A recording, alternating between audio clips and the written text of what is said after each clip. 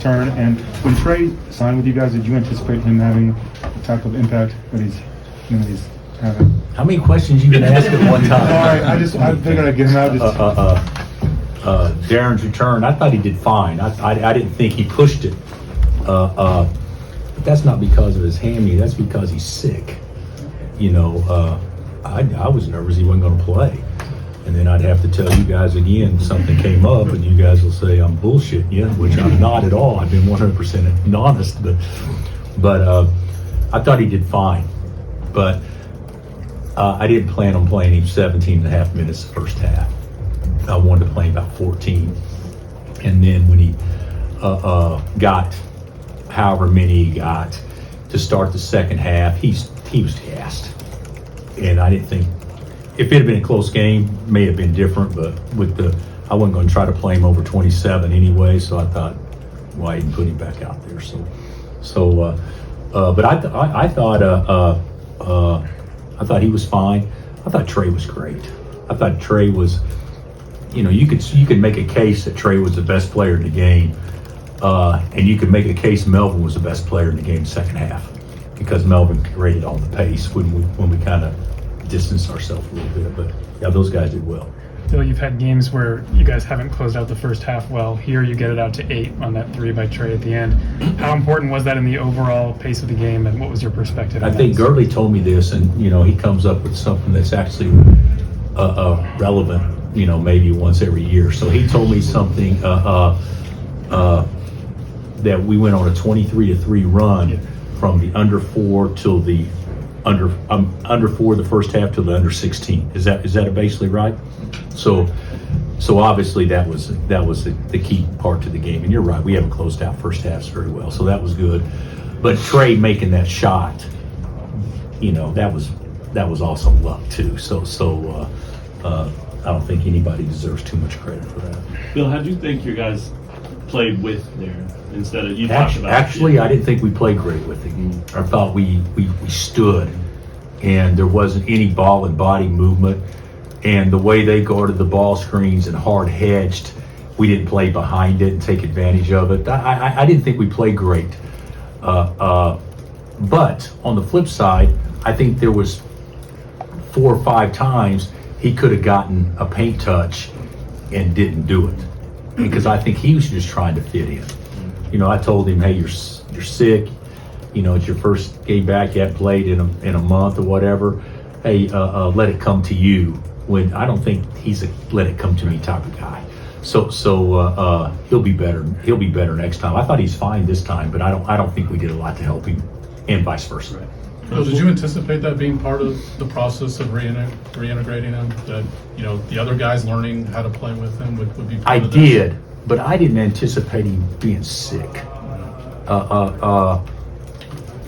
The day after we played Connecticut, first team against second team, half court offense, we had 20 points. He had 14 points and 3 assists. I mean, he's responsible for every point. So I think that I anticipated probably him to be not to shoot it great or do anything like that, but for him to be more aggressive in certain ways. And to be honest with you, I was just glad. Hey, this time last night, or not this time last night, but this time yesterday, when he's laying on the training room table, we didn't even know if he'd play. So we've heard you kind of say what it's been like for you navigating, talking to us about Darren when he's going to play. How have you seen him handling wanting to play and being frustrated about the chatter maybe going around about? I think it frustrates him.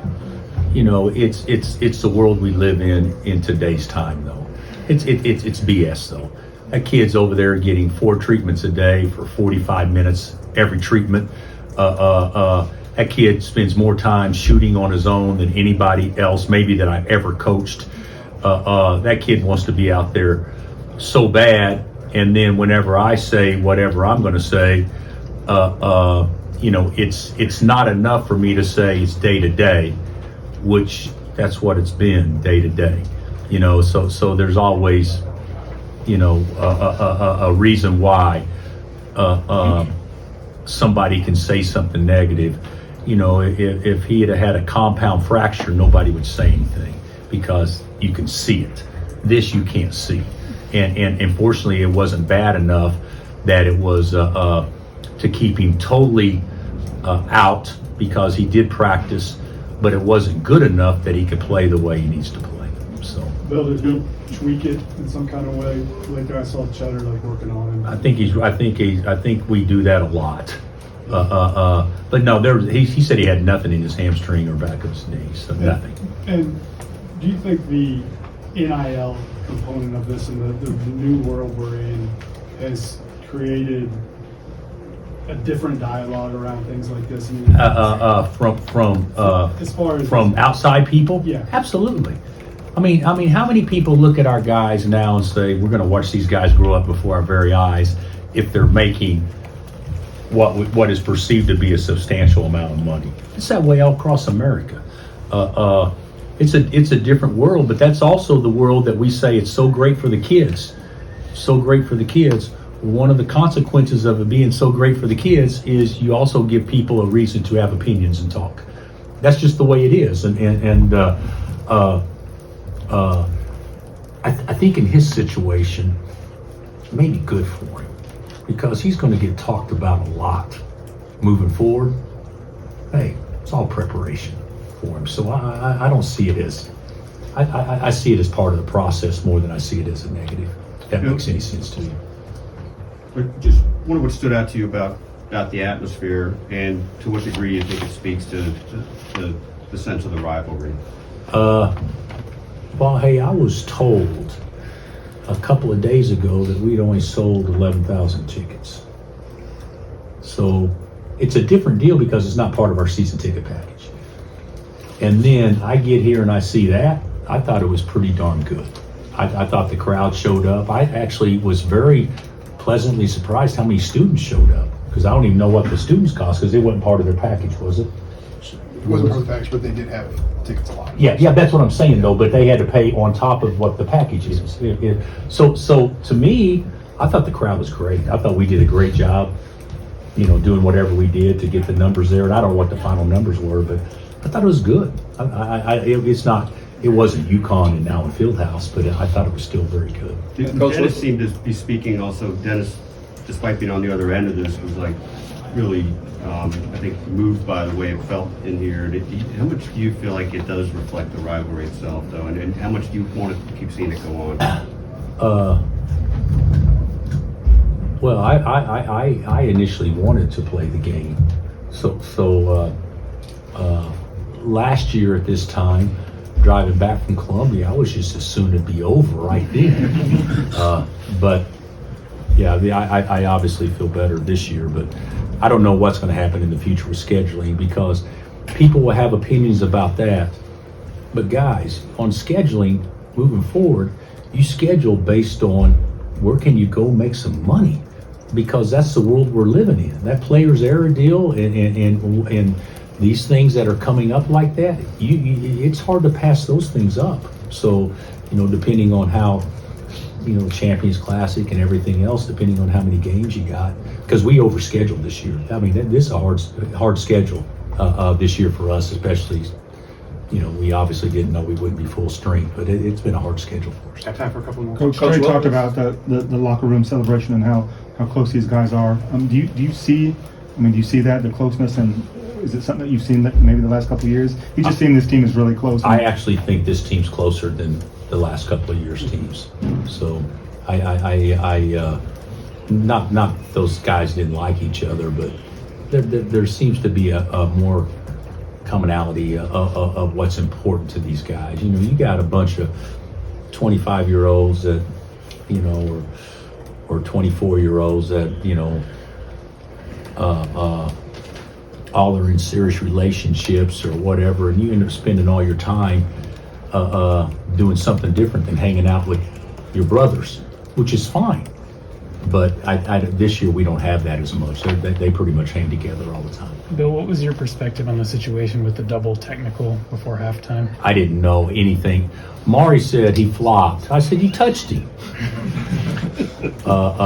Which they told me he did touch him. Mm-hmm. So if you touch him, it's a technical. And so I don't know what Missouri did or whatever, but to be honest with you, I was not displeased with that call because I thought the best we could get out of it would be offsetting. I thought that's the best we could do in that situation. Coach, last year, obviously Mizzou took that match, and then this past fall in football, Mizzou obviously took that match. What was it like to obviously get this win on a neutral site, but also to swing the rivalry back your guys' way? That's a great question, and to be honest with you, I want us to beat Missouri in football, but I'm not concerned about. I'm concerned about basketball. So what happens in football? Obviously, we want KU, the good guys, to win every time. But the reality of it is, to me, that doesn't impact and make our rivalry more intense because football, to me, is a totally separate entity. Coach, what did you think about Melvin Council today and that dunk at the end? I actually thought that would be one of the first questions. I didn't think the dunk was inappropriate because of the speed he was coming at, and they were grabbing him by the shirt at the time, trying to slow him down and all that stuff. But I don't think I think if it hadn't been happening so fast, I think that it would be inappropriate. So, I think, depending on what perspective you come from, they came down their very next possession, threw a lob, trying to dunk it. So, it wasn't like there was 3 seconds left and everybody quit playing. Everybody was still playing at that time. So I thought it was okay. How much have you seen Bryson just kind of buying into playing big? I believe you kind of said that after the North Carolina game, and what has that done for this team? Well, I think he has played bigger, but he can still play bigger. But I think Bryson's been good. He's a good player. He's got skill and he's got good size and everything. I think he can. I thought we actually did a decent job on Mark, with the exception of transition. We just couldn't get in front of him in transition. I bet he scored 8 of his points in transition, and then we fouled him too much. But as far in half-court offense, I actually thought we did a decent job on him. And he was Bryson was a big reason why, because that's who he started out on. All right. Thanks, Coach.